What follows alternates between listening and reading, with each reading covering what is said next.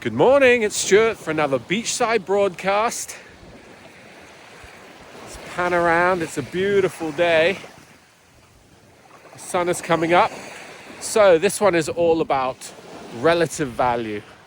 So when you come and buy in Spain, the ticket to the dance is 10% in buying costs. That's a real expense which not many people are prepared for. If you buy new build, factor in about 13%. But this post is all about the total cost of ownership and what you actually pay once you're down here. So I'm just going to reel off some examples, real life examples, speaking to customers and friends who live in different parts of the world. I myself have lived in different parts of the world: Denmark, Singapore, the USA, UK. So let's start with the main one. So a lot of people care about their health, of course, so want private health insurance. So we co-pay through Generali, which means we pay a standard fee of about 120 euros a month for a family of 6. But every visit, from breaking a leg to just seeing a general practitioner, is charged separately at 25 euros per visit. Okay? So in all, probably we'll have about 10 visits a year, but we're averaging about 200 euros a month for a family of 6. In the USA, I am told from a doctor in Pasadena that even with all his contacts, his health insurance is $3,000 a month for a family of 3. Okay, so that's practically a factor of 10. Eating out. So a couple of days ago, I took some South African investors for an Indian lunch because they love curry in our village here in Torre Guadiaro. 3 of us. We had, a pretty good full-on meal with a few beers. 75 euros total, so that's 25 euros per person. We were 3. That's pretty good value. Groceries. So we're a family of 6. We average about 250 euros a week buying from Mercadona, which is a well-known brand down here. Sports.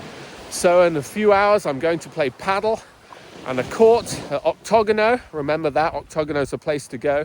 We're going to pay 20 euros for an hour. My friend who lives in upstate New York, who's got into paddle, says to book a court, it's $200 for an hour. So there you go, all this relative value coming through. What else is interesting for you to know?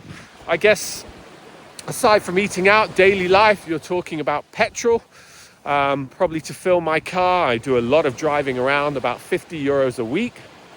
Electric bills. So before we got solar panels for our house, villa of about 300 square meters, it was about 300 euros per month. That's been halved by the solar panels, so 150 a month.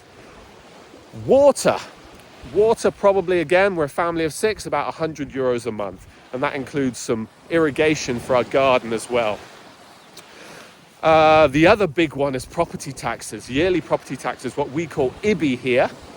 So for our villa, again, 300 square meters, it's about 1,000 euros per year. That's a yearly property tax. Again, going back to my example of a doctor in Pasadena, he's got a $2 million home. He says he pays $20,000 per year. So it's a huge difference, factor of 10 again. Other things, school fees. So my kids go to the local school, so that's pretty much free. Of course, we have to pay for books and things like that. But if you go to a local international school, it ranges between, let's say, 10 to 15 to 25,000 per year per child if they are put into Soto Grande International School, which is probably one of the most well-respected schools on the coast, just up the hill up there. So we're coming into Soto Grande right now. What other big ticket items are there for your daily expenses here in southern Spain? Well, I guess if you come down here, the Costa del Golf, you might want to play golf, and that ranges from about 100 euros for a round to about 400 euros if you want to play Valderrama or Finca Cortesin, which are probably the best courses in Spain. Beyond golf and entertaining and things like that, holidays. So what we do a lot of is we drive to different parts of the coast, and you may not have heard of these sorts of places like Bologna, El Palmar, and you can stay there for a long weekend for as little as 400 euros for a long weekend, including going out and eating. It really is affordable, and it's such a beautiful part of Spain. It's in Cadiz, wild coastline, rugged coastline. It's almost Caribbean-esque. I mean, this beach isn't bad. We're in Cadiz province right now, Torre Guadiaro. And then, of course, the big ticket item is actually buying property.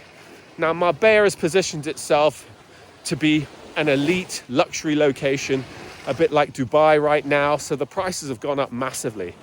But this end, which is, let's call it the western part of Costa del Sol, still provides you relative value.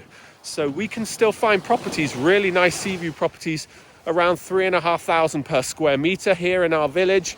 In Soto Grande, you're probably up at 4,000 per square meter. So if you're buying, I don't know, a 250 square meter house, you're looking at $1 million. But they're becoming harder to find because the Marbella overflow. People have got wise to what's down here in the relative value, so they're coming down here. So this is what's happening right now. And the other big ticket item is probably mortgages. So if you're an American, probably you're looking at 6 to 7% fixed for, I don't know, 20, 25-year term. We know of customers who have just fixed for 3.5%. And they actually make their income outside of euros. So there's a bit of a premium because their income is not denominated in euros. If you're a resident, you can get 2.5% fixed for 30 years. So that's practically half the interest expense over a 30-year, 20 to 30-year lifespan of your mortgage. So there's value down here. Obviously, across the world, property prices are going up. But when you look at the total cost of ownership, the lifestyle you can have, relative value, I think it just makes sense. And this, by the way, this beautiful walk on this lovely beach as I pan around again, well, this is all free.